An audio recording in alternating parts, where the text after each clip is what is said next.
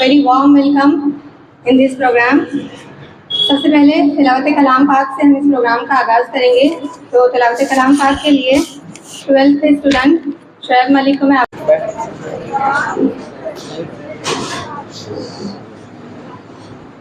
أعوذ بالله من الشيطان الرجيم إن مع العسر يسرا فإذا فرغت فانصب وإلى ربك فارغب صدق الله العظيم.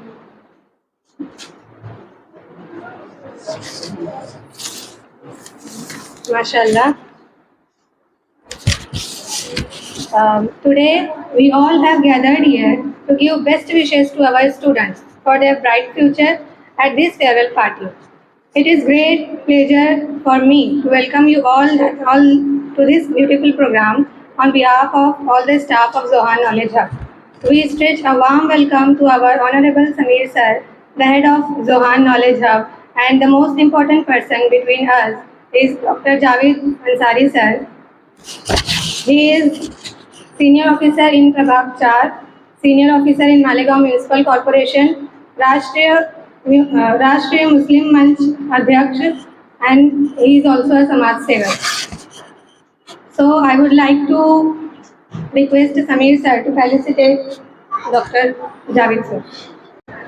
Give them a big hand.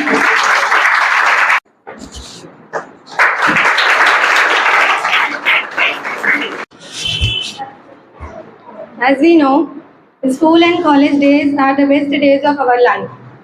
You have completed a cycle and about to start another. Time comes and goes out. The memories last forever. Let us talk this day to celebrate all the memories you have made in this tuition.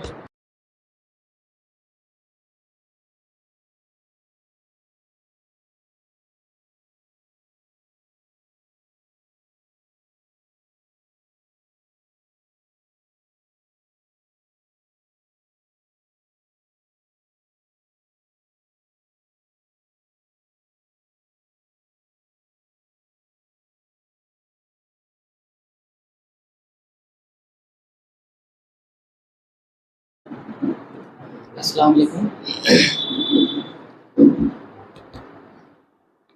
हाँ, यहाँ पे सारे 10th के और 12th के student हैं mostly, है ना।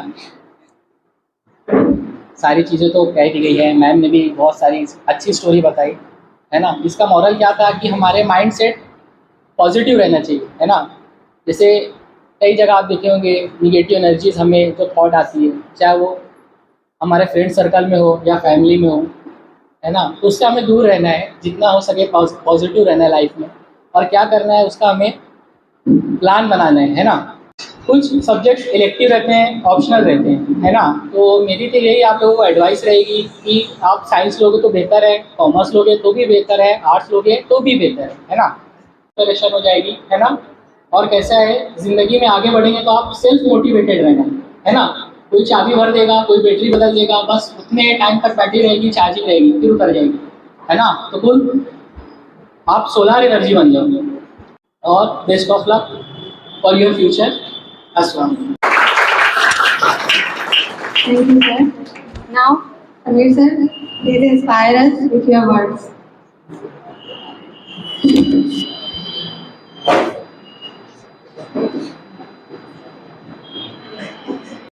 आज के हमारे इस फंक्शन के और फंक्शन के सदर डॉक्टर जावेद अंसारी, जो प्रभाग 4 में एक सीनियर ऑफिसर की हैसियत से मालेगांव म्यूनसिपल कॉरपोरेशन में अपनी को अंजाम दे रहे हैं।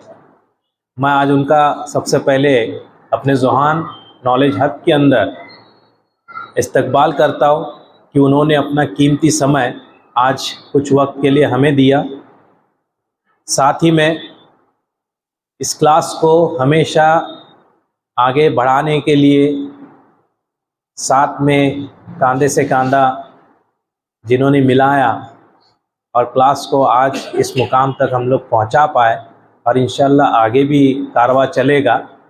तो गुलनार मैडम और आज का जो प्रोग्राम आप तमाम बच्चों के लिए रखा गया है, जिसमें 12वीं और 10वीं के बच्चे हैं, जिन्होंने साल भर हमारे ऊपर भरोसा रखकर हमारे यहाँ अपना वक्त दिया, उन तमाम लोगों का मैं आज इस्तकबाल करता हूँ।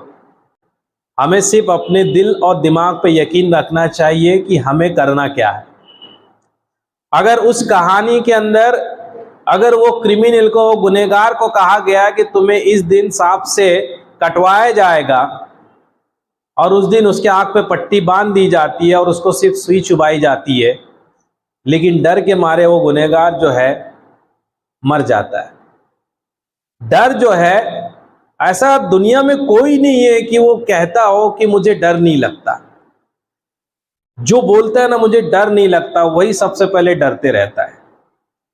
क्योंकि दुनिया के अंदर डर और लालच ये हमेशा मरते दम तक रहेगी। जब तक दुनिया है दो चीज़ें रहेगी, तो इससे हमें इनकार नहीं करना चाहिए। लेकिन इनके दरमियान अगर हमें कोई चीज़ रखनी है तो वो है अपने आप पे भरोसा, और दूसरी बात है पॉजिटिव थिंकिंग। जब हम पॉजिटिव थिंकिंग रख के चलेंगे तो जो मुश्किल भी काम दिखता है वो आसान होने लगता है। क्योंकि यहाँ हम जब तक ये सोचेंगे नहीं कि हमें करना क्या है, हमारा मकसद क्या है, हमारी मंजिल क्या है, तब तक हम रास्ता सही तरीके से नहीं चल सकते और वक्त को साथ लेके नहीं चल सकते। जब हम अपनी मंजिल को तय करेंगे तभी पता चलेगा कि उसको कितना वक्त लगेगा और कैसे उस जगह पहुंचा जाए। हमारी उम्र आज की तारीख में बहुत ज़्यादा नहीं है, लंबी नहीं है। अल्लाह ताला ने जो भी उम्र हमारे लिए बनाई है, लेकिन आज हम इंसानों ने इतना दुनिया को ख़राब कर चुके हैं, इतनी आलूदगी फैला चुके हैं कि लेकिन हम इंसानों ने अपने मतलब के हिसाब से दुनिया का इस्तेमाल किया और इसको आज इतना आलूदगी से भर दिया कि आज हमारी उम्र कम हो गई। यानी हमने जो कुदरत को दिया, कुदरत ने वापस हमें दिया। हमने कुदरत की उम्र कम करनी चाहिए, कुदरत ने हमारी उम्र कम कर दी। आज हम अच्छी सांस नहीं ले सकते। तो सोचो कि दुनिया के अंदर हम जितना भी जिएंगे, वक्त मुकर्रर है, एक कम वक्त के लिए है। अब कम वक्त का है एहसास हमें रखना चाहिए हमेशा कि ये वक्त के अंदर हम कहाँ पहुँच सकते हैं, क्या कर सकते हैं। जब तक बचपन में नई आदतें, कुछ आदतों को डेवलप नहीं करेंगे, तब तक हम आगे नहीं बढ़ सकते। क्या हो जाता है आज की तारीख में, आप आपके आसपास कई लोगों को देखो जो आपसे बहुत बड़े हैं, लेकिन आज ज़िंदगी में सेटल नहीं हो पाए।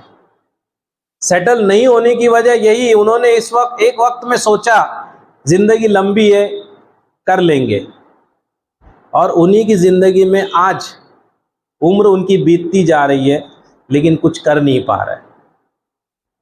इससे हमें ये सबक लेना चाहिए कि ज़िंदगी के अंदर जब तक हम टाइम बाउंड तय नहीं करेंगे, हमारी टाइम या डेडलाइन जिसे कहते हैं वो तय नहीं करेंगे, तब तक हम अपनी मंजिल तक पहुंच नहीं पाएंगे। अगर हम 100 साल जिएंगे कोई फ़र्क नहीं पड़ेगा। कहते ये भी है कि तुम कितना जिए इससे कोई फ़र्क नहीं पड़ता है, और दुनिया को इससे कोई लेना देना भी नहीं है। तुम 100 साल जियो, 110 साल जियो, दुनिया को इस बात से फ़र्क पड़ता है कि तुमने ज़िंदगी कैसे जी, तुमने कितनी लंबी ज़िंदगी काटे, इससे किसी को मतलब नहीं है, लेकिन तुमने ज़िंदगी कैसी जी इससे बहुत मतलब है। यानी तुम्हारे से दुनिया को क्या फ़ायदा हो सकता है, ये सबसे पहले हमारे दिमाग में होना चाहिए। मुझसे दुनिया के लिए क्या बेहतर हो सकता है। आज मैं एक टीचर हूँ तो मैं एक टीचर की हैसियत से सोचूंगा कि हमें कहते हैं टीचर्स लोगों को कहा जाता है we are the engineers of the society. हम इंजीनियर्स ऑफ द सोसाइटी को बनाने के लिए, समाज को बनाने के लिए हम लोगों का बहुत बड़ा अहम किरदार होता है। जब मैं मेरी पहचान अपने आप से करा दूँ आई एम टीचर, तो तब जाके समझ में आ जाएगा कि हम टीचर ने समाज के लिए क्या काम किया, हमने समाज को क्या दिया। और ये हर एक टीचर का फ़र्ज़ बनता है कि अगर हमारा समाज थोड़ा सा भी रास्ते से अगर भटक रहा है आने वाला कल, यानी आप तमाम बच्चे जो है ये आने वाले कल हो। हम कहते हैं कि यार आज का समाज बहुत बेकार है, आज की दुनिया अच्छी नहीं है। दुनिया यानी कौन है? ये दुनिया यानी हम लोग हैं। तो कल का वक्त बेहतर बनाने के लिए ये हमारे सामने जो आप बच्चे हैं, ये आप कल का वक्त हो, आने वाला वक्त हो। अगर आज की दुनिया खराब अगर आप सोचते हो तो आप लोगों के हाथ में है इस दुनिया को खूबसूरत और बेहतर बनाने का एक मौका है। आप इसको बना सकते हो, लेकिन क्या होता है कि हम सोच नहीं पाते हो। ऐसे हमारी सोच जो है ना इतनी कमज़ोर हो चुकी है कि उस जगह तक पहुंच ही नहीं पाते। यानी मैं कहना ये चाहता हूँ कि जब दुनिया आपके बारे में जो सोचती है, उनकी जो सोच है उस सोच से आगे तुम लोग बढ़ो। जब तक तुम लोग आगे सोच से बढ़ोगे नहीं तो अपनी कामयाबी को तुम हाथ नहीं लगा सकते। वक्त बिताने के लिए फ्री में टाइम, मेरा दोस्त आया, मेरी सहेली आई, मेरी दावत आई, मेरे घर वाले जा रहे हैं, मुझको भी जाना है, ये तुम करो। लेकिन वक्त का ख्याल रखो कि आज की तारीख में तुम्हारे पास कितना वक्त बचा है। खाने पीने में ज़िंदगी नहीं बितानी चाहिए। कहा भी ये जाता है जीने के लिए खाना चाहिए, खाने के लिए नहीं। और स्टूडेंट की लाइफ तो ऐसी होनी चाहिए, मुझको सिर्फ जीने के लिए खाना है, खाने के लिए नहीं जीना। अब तुम्हारे सामने जो है इन तमाम बातों को, मतलब तुम्हारे सामने बहुत सारी बातें हैं जिसमें आप लोगों को उस जगह पहुंचना है। अब इसके अंदर एक और चीज़ समझ लो। अब आप लोग जब 10वीं में बच्चे हैं, आप कहीं पर भी पढ़ो, यहाँ हो या और कहीं भी पढ़ो, लेकिन टीचर्स के दिल और दिमाग में आपका बेस्ट इंप्रेशन होना चाहिए। टीचर्स के दिल और दिमाग में आपके लिए जगह होनी चाहिए। दिल में बसने का एक मौका आपको मिलता है, वो अगर आपने हासिल कर लिया तो टीचर के दिमाग में कभी नहीं आओगे। लेकिन आप करते क्या हो, टीचर के दिमाग में घुस जाते हो, तो दिल में जगह आपकी मिल ही नहीं पाती, दिल में उतर ही नहीं पाते आप। तो इसकी वजह यही है क्योंकि हम क्या करते हैं, इसकी बात सुन, उसकी बात सुन, इसके बातों में आ, उसके बातों में आ, तो ये सोच सोच के जो है ना अपना दिमाग खराब करते हैं। हम अपनी सोच को निगेटिव बनाते हैं, क्योंकि हमें निगेटिव सोच जो है उसको बेदखल करना है। And we have to welcome our positive thinking. Positive thinking जो है ना ये बहुत अहम है हमारे लिए। आप ज़िंदगी के अंदर आप लोग जब आने वाले वक्त में आगे बढ़ोगे, क्योंकि आपका स्कूलिंग का 10th वालों का this is the last day for the schooling. 10वीं आपके स्कूलिंग का आखिरी वक्त है। ये 10वीं के बाद आप जाएंगे सेकेंड राउंड में। This is your first round, now you are going to second round. Second round 11th और 12th का होगा and then you are going for the third round. Third round आपका FY से लेकर TY होगा, that is called graduation. और उसके बाद जो 4th राउंड होगा that is your post graduation. और जो फाइनल राउंड होता है वो होता है ज़िंदगी के अंदर उतरने का, जो असल ज़िंदगी क्या है उसे जीने का, that is a 5th round. आप 5 राउंड खेलेंगे तो ही ज़िंदगी को जी पाएंगे। अगर आप एक राउंड 10वीं हो गई बस काफ़ी है, मतलब नहीं आएगा। ये आप पहले राउंड में बाहर हो गए। और जो पहले राउंड में बाहर होते हैं ना, तो उनके लिए ज़िंदगी में कोई भी मुकाम ऐसा नहीं होता है जहाँ पर उनको आने वाले वक्त में आराम मिले। आराम नसीब नहीं होता ऐसे लोगों को। बस मेहनत और सिर्फ मेहनत रहती इनकी ज़िंदगी में। जब से आप उस जगह आओगे उस वक्त से लेकर मरने तक सिर्फ मेहनत रहेगी। आपको रिटायरमेंट लेते भी नहीं आएगी, आपको कुछ वक्त बिताते भी नहीं आएगा कि यार आराम किया जाए। जो 10th क्रॉस करके आगे बढ़ते हैं, मेहनत। अब जब सेकेंड राउंड में आप जाओगे तो सेकेंड राउंड में भी ऐसा नहीं है, कुछ बच्चे अभी 12वीं में भी है, उनको भी ये बात कहनी है कि सेकेंड राउंड आपको लगता होगा कि आपने फर्स्ट राउंड पार कर लिया, अब सेकेंड में है, तो सेकेंड में हम लोगों को एकदम सब कुछ आ गया, अब हम जिंदगी के लिए कैपेबल हो गए। आप लोग 12वीं मतलब कुछ नहीं है।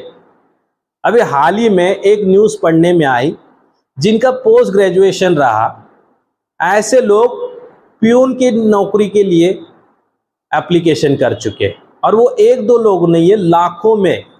पोस्ट कुछ तो 20-1 हज़ार रही और उसका एप्लीकेशन तकरीबन 5-1 लाख के रहे, और ज़्यादातर उसमें MA, BA, BCom ऐसे, यानी पोस्ट ग्रेजुएशन जो 4th राउंड वाले। आप सोचो आप कहाँ पर हो। सेकेंड राउंड वालों को आज प्यून की भी नौकरी नसीब नहीं होगी। तो इसीलिए this is not your the last positioning. अब यहां से आगे आपको क्या करना है, आपका लेवल बढ़ाना है। आपका क्या करना है, लेवल। सेकेंड राउंड में आपके पास होती है 3 फील्ड, जो आमतौर पे जनरल फील्ड होती है। इसके अंदर आपकी सबसे पहली फील्ड होती है बीए की, दूसरी है बीएससी की और तीसरी है बीकॉम की। क्योंकि आप 11वीं में जब आते हो तभी से आपके 3 फील्ड जो है ये पक्की फील्ड है। इसके अलावा जो फील्ड रहती है, कोई बीबीए करना चाहेगा, कोई और कंप्यूटर रिलेटेड कोर्स करना चाहेंगे, तो ये कोर्सेस अलग है। लेकिन कम से कम आप लोगों को बीकॉम, बीएससी और बीए, ये 3 फील्ड से गुजरना है। अब अगर आप पढ़ाई में एकदम आप दिल पे हाथ रख के सोचेंगे आने वाले वक्त में कि क्या कॉपी करके साइंस ले लूँ, अगर आपका दिल कहता है नहीं यार मैंने तो बेईमानी की है, तो बिल्कुल भी उस फील्ड की तरफ मत जाओ। अपने आप को टटोलो कि आप क्या हो। मेरा दोस्त जा रहा है, मेरी सहेली जा रही है, मेरे घर वालों ने बोला, मेरे रिश्तेदारों ने बोला है, मेरे ये ने बोला, वो ने बोला, ऐसे सोच सोच के हम लोग जो फैसला करते हैं ना, तो उस फैसले में हम लोग सिमट के रह जाते और अपने आप को दबा देते, भंवरे में फंस जाते। होता है ना, तूफान आता है, साइक्लोन टाइप होता है ना, जो पानी में आता है तो ले डूबता है। तो ले डूबने वाला सिस्टम अपने पास नहीं होना चाहिए। तो कोई भी फील्ड आपके सामने आएगी, choose that field very seriously by thinking a lot under the guidance of the expert, and most important thing that you have to take help and the guidance of your teachers. और teachers ऐसा नहीं है कि एक PT teachers है और उसके पास जाके बोलेंगे सर मुझको डॉक्टर ही करना है, तो कैसा है? This is wrong. अगर एक स्पोर्ट का टीचर है तो वो आपको वो जगह कैसी है, क्या है, वो नहीं बता पाएगा। You have to go to the, अगर आपको डॉक्टर बनना है, directly go to visit the doctor. Doctor से मिलो, उसके एक्सपीरियंस को देखो, टटोलो, समझो कि उन्होंने किस हिसाब से कैसे अपनी जिंदगी को डॉक्टर की फील्ड में लाई है और क्या उनको चैलेंजेस आए। अगर ये चैलेंजेस, प्रॉब्लम्स, अपॉर्चुनिटीज क्या है, वो सब पहले डॉक्टर से पूछो। आज की सिचुएशन में, आने वाले सिचुएशन में क्या अपॉर्चुनिटीज है, अगर मैं डॉक्टर बनता हूं तो आने वाले वक्त में मुझे क्या बेनिफिट मिलेगा, ये सोचो। कोई इंजीनियर चाहता है तो वो पहले इंजीनियर से जाके मिलो, अच्छे अच्छे इंजीनियर से जाके मिलो, उन्हें पूछो कि क्या हमारे आने वाले वक्त में क्या अपॉर्चुनिटीज हमको मिलेगी। बीकॉम से रिलेटेड कोई सीए बनना चाहता है, कोई और क्या करना चाहता है, तो पहले उन लोगों से जाके पूछो जो उस फील्ड के अंदर ऑलरेडी एक्सपीरियंस हासिल कर रहे हैं। किसी को भी पूछ के अपना टैलेंट, अपना वक्त और अपना दिमाग मत खपाइए। आपके माँ बाप जो है आपके लिए वक्त देते हैं, आपके लिए पैसा लगाते हैं, और पैसा जो है बहुत मेहनत से आता है, ये याद रखो। मैंने हमेशा एक बात आप लोगों को कही है कि आपके माँ बाप आपके लिए मेहनत करते हैं, इसका मतलब है आप लोगों के लिए वो जान छिड़कते हैं।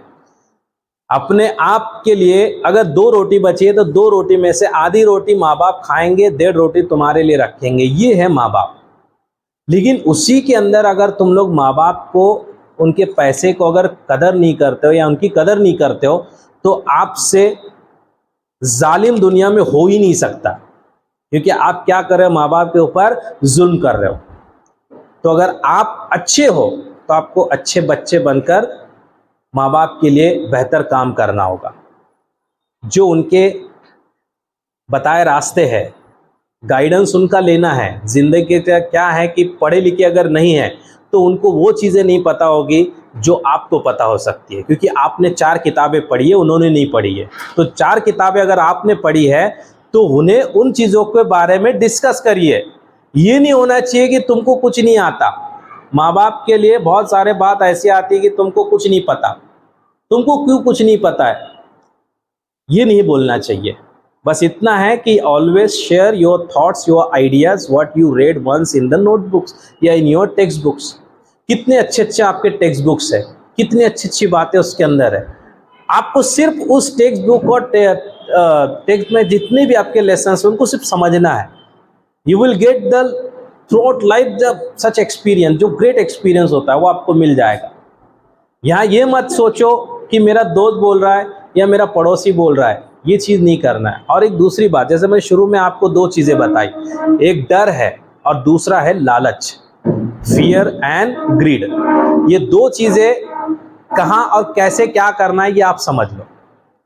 डर जो है सबको लगता है और लगना ही चाहिए। जब तक आप डरोगे नहीं तब तक आप आगे बढ़ोगे नहीं, जब तक डर लगेगा नहीं। क्योंकि हम क्या होता है, कभी कभी शुरुआत में जो है ना, हाँ मतलब कुछ काम करने लग जाते हैं और पहले ही दिमाग में बैठा लेते हैं कि यार हार जाएंगे, हम लोग फेल हो जाएंगे। ये नहीं सोचना है, डर लगेगा लेकिन just go beyond the fear. इसी डर के आगे जीत है। तो इस लाइन को सिर्फ एक एडवर्टाइजमेंट की लाइन मत समझो, उस लाइन को गहराई से समझो। डर के आगे जीत है, इसका मतलब आपको पहले डर लगेगा लेकिन उसी डर को आप ओवरकम करो, उसको आप पछाड़ दो और आगे बढ़ो, तो जीत अपनी है। और दूसरी बात, लालच। लालच किस बात की होनी चाहिए और किस बात की नहीं होनी चाहिए ये भी आप समझ लो। लालच आपके पढ़ाई की होनी चाहिए, लालच जो है आपको पढ़ते रहना चाहिए, लालच उसकी होनी चाहिए। लालच उसकी नहीं होनी चाहिए कि मेरे पड़ोस में कितना अमीर कोई है, उसकी कितनी गाड़ियां है, वो कितना अच्छा कपड़ा पहनता है, इसकी लालच नहीं होना चाहिए। उसके पास, इसके अब्बू के पास कितना पैसा है, वो ऐसे है वैसे, ये लालच इस बात की नहीं होनी। मेरे पास जो है वो काफ़ी है। इस चीज़ को सोच के अगर करेंगे तो ज़िंदगी बहुत अच्छे से गुजर जाएगी। तो अब याद रखना ये है, क्योंकि हम ज़िंदगी के अंदर बहुत सारे ऐसी बातें देखते हैं जो हमारे लिए आसान भी होती है और हमेशा अपने आप को एक सायादार दरख्त बनाओ। कौन से पेड़ के नीचे हम जाना पसंद करेंगे? उस बैनियन ट्री के नीचे जाना पसंद करेंगे, उस बड़ के पेड़ के नीचे जाना पसंद करेंगे। उसकी वजह है क्योंकि वहाँ हमें साया ठंडा भी मिलेगा और हमें उससे कोई नुकसान भी नहीं पहुँचेगा। और कांटे की दरख्त के नीचे अगर साया लेने की कोशिश करोगे तो तुम्हें वहाँ नुकसान पहुँचेगा और साया भी नहीं मिलेगा। यानी एक चीज़ याद रखना, एक अच्छी संगत होती है और एक बुरी संगत होती है। बैनियन ट्री या आम का दरख्त अगर है तो इसका मतलब आपको उससे फ़ायदा है और आप उससे महफूज है। लेकिन अगर कांटों के दरख्त के पास जाओगे तो आपको नुकसान है। अच्छे लोगों और बुरे लोगों में पहचान आपको करते आनी चाहिए और उन्हीं के साथ रहो जो आपका अच्छा सोचता हो और उससे आपका फ़ायदा हो। बुरे लोगों के साथ मत जाओ जिससे आपका नुकसान हो। तो याद रखो कि हमेशा हमें एक अच्छा दरख्त बन के ज़िंदगी बितानी है, जो दूसरे लोग हमारे पास आए और हमसे राब्ता करें और हमसे मदद मांगे। मदद हम करें दूसरों को, ये जज्बा भी हमारे अंदर होना चाहिए। मैंने इसीलिए कहा था कि जो हमारे जितने भी सबक है, उन सबक को जब एग्ज़ाम आपका हो जाएगा ना, उन्हें वापस से पढ़ो और उसमें समझो कि आपको क्या कहा था, कैसे ये लेसन्स है, क्यों हमें ऐसे ही नहीं दिए, उसके पीछे बहुत अच्छी अच्छी बातें रखी जाती है। हिम्मत और हौसला देते हैं और आप लोगों के लिए दुआ इंशाल्लाह करेंगे कि आप अच्छे से अच्छा आपका एग्ज़ाम आप दे और बेहतर से बेहतर ज़िंदगी के लिए एक अच्छा रिज़ल्ट पेश करें और अपने माँ बाप ने आपके लिए जो पैसा, जो वक्त लगाया है, उसका सिला जो है आप उनको इस ज़रिए से लौटाएं। ये भी एक बात है। तो एक छोटा सा एक हिस्सा रहेगा जो आप आपके माँ बाप के लिए करेंगे।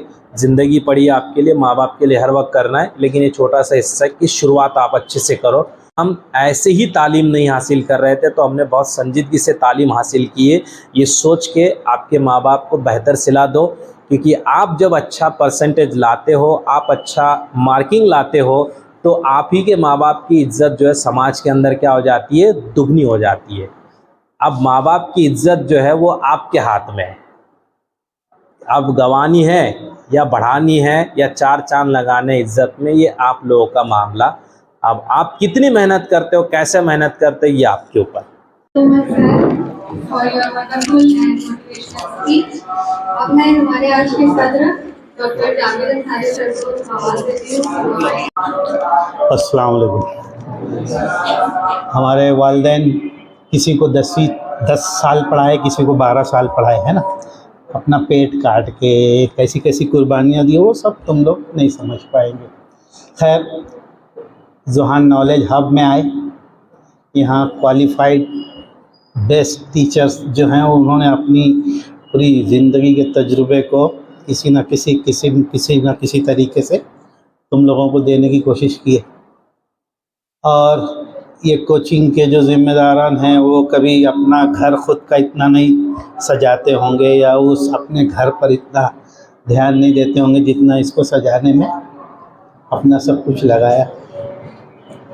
खैर, ये सारे कुर्बानियाँ और सबके अपने अपने रोल जो मैंने अभी गिनाया माँ बाप से लेके अभी तक के, इन्हें ऐसा महसूस हो रहा है कि सारी कायनात ही लगी है हम लोगों को सुधारने के लिए, है ना।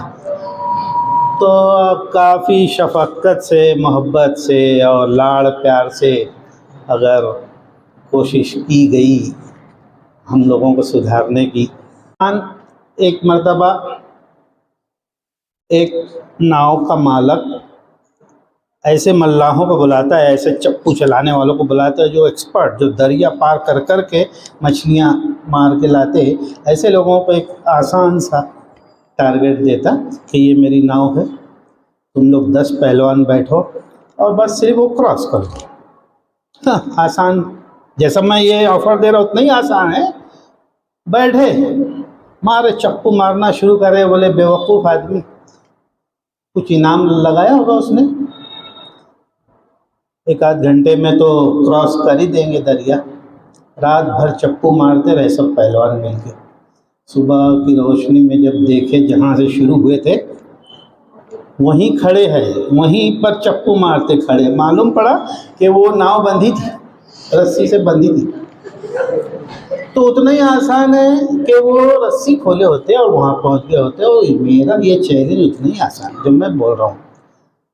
तो सिर्फ घुमाओ अपना दिमाग कि सारी कायनात जो लगी थी हम लोगों को सुधारने के लिए, जो अभी अपने को रिटर्न देने का जो वक्त आया, 2-3 मरतबा सर ने भी जिक्र किया वो बात का, कि अलग अलग एडमिशन को होने वाले अखराजात, यानी यहाँ से 10वीं के बाद, 10वीं में भी मेरिट में कोई आया तो गवर्नमेंट फीस में जा सकते हैं ना, गवर्नमेंट सीट में, या फिर किसी को MBBS लेना या कोई और भी ऊंचा कोर्स में जाना है, आज 1-1 डेढ़ करोड़ भी खर्च होते हैं। तो क्या अपने इन दिनों की मेहनत से वो अपने माँ बाप के पैसे बचाए नहीं जा सकते कि नहीं बचा? और अगर बचा लिए तो वो अर्निंग ही हुई ना, कि नहीं कमाई हुई ना, जो मैं चैलेंज कर रहा।